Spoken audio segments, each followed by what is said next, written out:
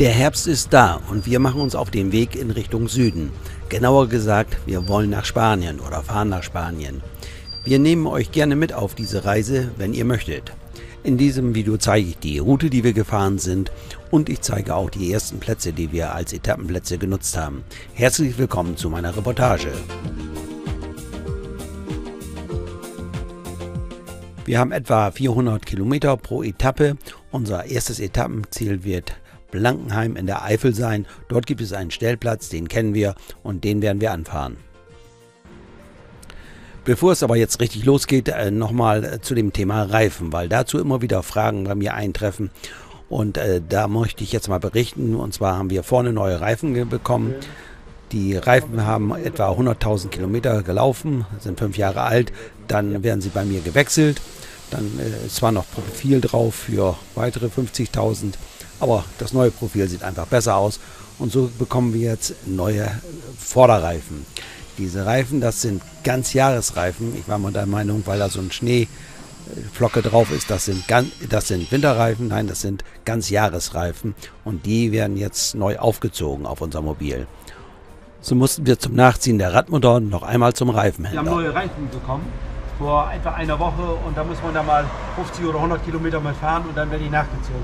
Und das ist jetzt passiert, jetzt sind die nachgezogen worden mit dem Drehmomentschlüssel und dann kann unsere Reise jetzt weitergehen. So starten wir an einem Dienstag, 19. Oktober, und es geht auf die Autobahn, auf die A31 Richtung Eifel. Unsere Route nach Spanien führt uns ja über Luxemburg und da liegt für uns Blankenheim oder der Stellplatz in Blankenheim direkt an der Route und ist für uns sehr verkehrsgünstig zum Anfahren. Wir kennen den Stellplatz in Blankenheim, wir waren schon häufiger dort, deshalb wissen wir auch, dass wir dort mit unserem Gespann, sprich mit unserem Anhänger, ausreichend Platz haben, um dort zu stehen. Wir haben den kleinen Ort oder die kleine Stadt Blankenheim erreicht. Wir durchfahren jetzt hier die kleine Stadt und gleich kommt auf der linken Seite eine etwas abschüssige Zufahrt und dort unten liegt dann der Stellplatz. In den Wintermonaten muss man daran denken, dass hier in der Eifel auch mal Schnee liegen kann. Dann wird es für Fahrzeuge mit Vorderradantrieb hier besonders schwierig, diese Auffahrt wieder hochzufahren.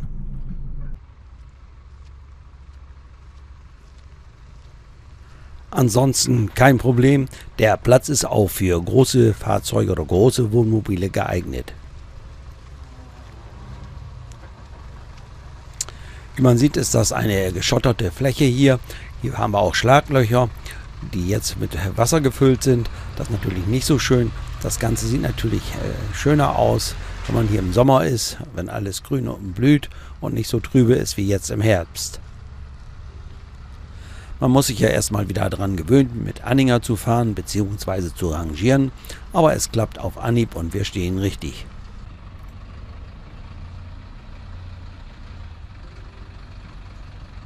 Der Stellplatz ist nicht weit entfernt von der Stadt Blankenheim, also zu Fuß sehr schnell zu erreichen. Wir sehen das hier jetzt von oben. Er liegt auch an einem kleinen See. Dort kann man sehr schön spazieren gehen. Dort gibt es Wanderwege. So ist man auch schnell in der Natur, wenn man möchte.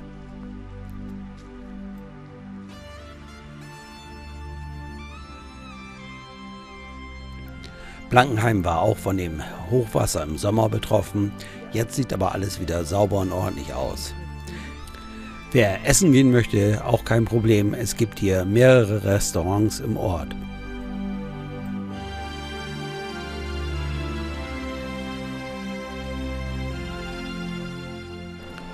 Wir haben einen ausgiebigen Spaziergang durch die Stadt gemacht und dann ging es wieder zurück zum Stellplatz. Ja, der Platz kostet wie viel? Ich denke, das ist hier 8 Euro. 8 Euro kostet der Platz, richtig. Richtig? Ja. Man braucht Münzen, um das Parkticket zu ziehen. Eine einfache Entsorgung gibt es hier auch, also einmal um die Kassette auszuschütten oder beziehungsweise ein Grauwasser abzulassen, ist vorhanden und auch Frischwasser kann man hier zapfen. Stromsäulen habe ich auch gesehen. Dieser Stellplatz ist nicht nur geeignet als Etappenplatz, man kann auch von hier aus wandern gehen. Direkt vom Stellplatz aus gibt es ausgeschilderte Wanderwege, die man nutzen kann.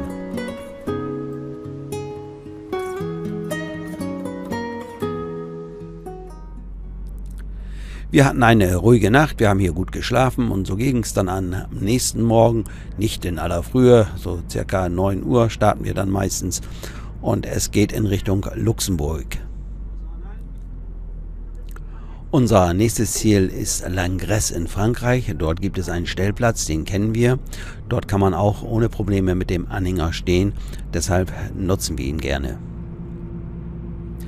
Es sind auch wieder 400 Kilometer wie die vorherige Etappe und wir werden die Autobahn nutzen über Luxemburg und ab Nancy müssen wir dann auch Maut bezahlen. Was wir jetzt nicht vergessen dürfen, sind die Warntafeln. Die müssen wir jetzt rechts und links am Wohnmobil anbringen und hinten am Heck. Wir erreichen recht schnell Luxemburg und da ist Tanken natürlich Pflicht. Bei den Preisen, die zahlen hier erheblich weniger als in Deutschland. So haben wir hier einen Dieselpreis von 1,39 € im Moment.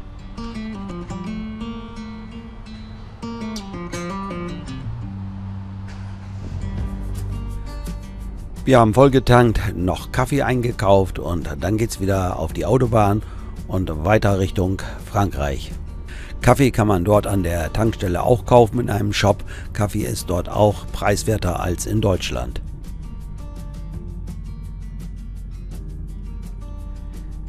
Wir haben jetzt die Stadt Langres erreicht, müssen so ein bisschen hier durch die Stadt fahren, um den Stellplatz zu erreichen. Der Stellplatz liegt etwa 20 Kilometer entfernt von der Autobahn, aber man bleibt in der Richtung, das heißt, man fährt keinen großen Umweg. Man sieht, man fährt hier so einen kleinen Bogen, es sind dann also einige Kilometer mehr, als wenn man auf der Autobahn bleiben würde.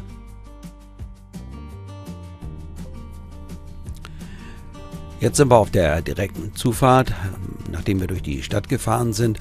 Er ist auch da nochmal ausgeschildert, der Platz, sodass man dann doch die Zufahrt findet. Es gibt 2 Möglichkeiten, zu diesem Platz zu fahren. Wir haben jetzt diese hier genutzt. Die ist einfach und gut, aber es gibt auch noch eine weitere, die man auch ohne weiteres fahren kann.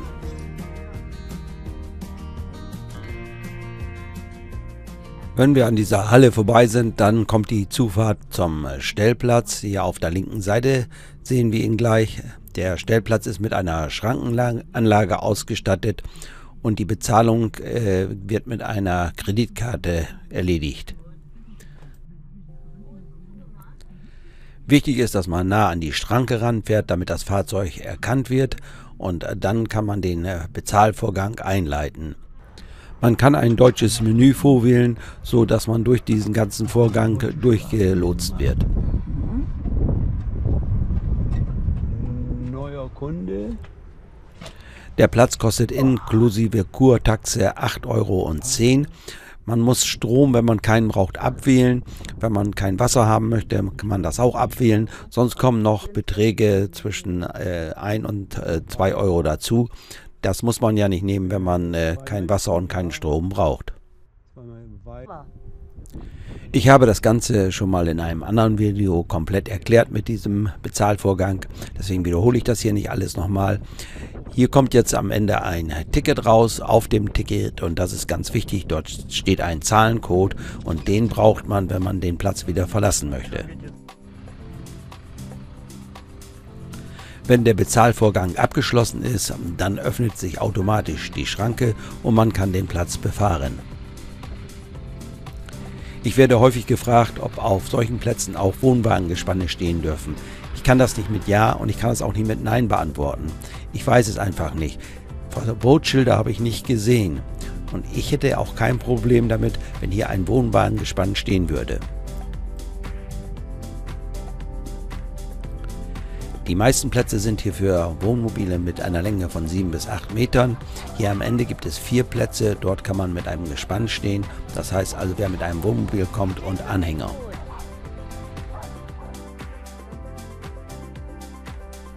Wir waren ja am frühen Nachmittag schon da gab es ausreichend freie Plätze. Im Laufe des Nachmittags füllte sich der Platz, aber es waren immer noch freie Plätze vorhanden.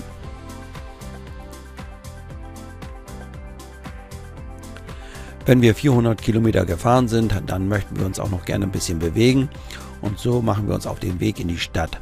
Die ist also sehr schnell zu erreichen zu Fuß und dort in der Stadt, dort gibt es auch einen Park, sehr schön eigentlich, jetzt im Herbst natürlich nicht so interessant wie vielleicht im Frühjahr, aber hier kann man gut spazieren gehen oder wer mit seinem Hund unterwegs sein möchte oder Gassi gehen möchte, der kann das hier tun. Leider haben wir kein gutes Wetter, es regnet immer wieder, so gehen wir dann zurück zum Wohnmobil, sonst hätten wir uns gern noch etwas mehr von der Stadt angeschaut. Auch auf diesem Stellplatz hatten wir wieder eine ruhige Nacht, haben gut geschlafen und fahren jetzt zur Ausfahrt des Stellplatzes. Jetzt brauchen wir das Ticket mit dem Zahlencode, um den Platz zu verlassen. Das kann ich vielleicht noch erwähnen, habe ich in einem anderen Video schon ausgiebig gezeigt. Rechts neben dieser Einfahrt ist die End- und Versorgung. Entsorgung ist kostenlos, Wasser muss man bezahlen. Wir fahren jetzt wieder über eine Nebenstrecke Richtung Autobahn, das sind ca. 15 Kilometer. Unser nächstes Ziel ist ein Stellplatz südlich von Lyon. Den haben wir von einem anderen Camper empfohlen bekommen und den wollen wir uns jetzt mal anschauen. Es sind etwa 320 Kilometer bis dorthin. Eigentlich machen wir es nicht, dass wir mit unserem Gespann, das heißt mit Anhänger, neue Plätze, die wir nicht kennen, anfahren. In diesem Fall haben wir es mal riskiert und gemacht und schon mussten wir feststellen, dass das nicht die richtige Entscheidung war. Schon die Zufahrtsstraßen zum Stellplatz hin waren recht schmal, teilweise zumindest. Und jetzt auch die Einfahrt ist nicht besonders groß. Sicher, man kommt hier rein, aber mit einem Gespann ist das natürlich alles nicht so einfach.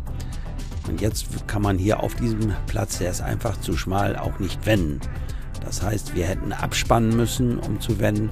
Ich habe es dann mit mehrmaligen Hin- und Her rangieren geschafft, hier zu wenden. Und dann haben wir uns hier auf die Pkw-Plätze gestellt, weil die anderen Plätze einfach zu kurz sind, um dort mit einem Gespann zu stehen.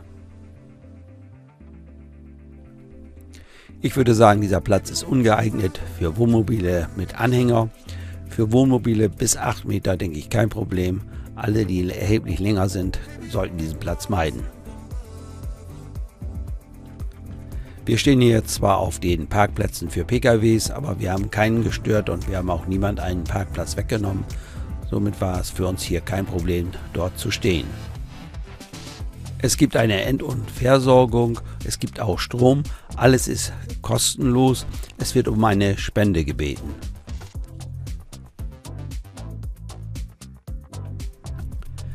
Es handelt sich um einen sehr kleinen Ort. Es gibt dort keinen Bäcker, haben wir jedenfalls keinen gefunden. Es gibt auch keine Einkaufsmöglichkeiten, kein Restaurant.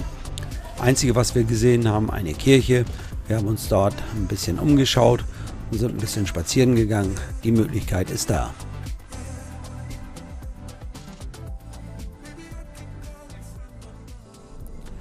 Am nächsten Morgen haben wir dann einige Euros in den Spendenstein eingeworfen.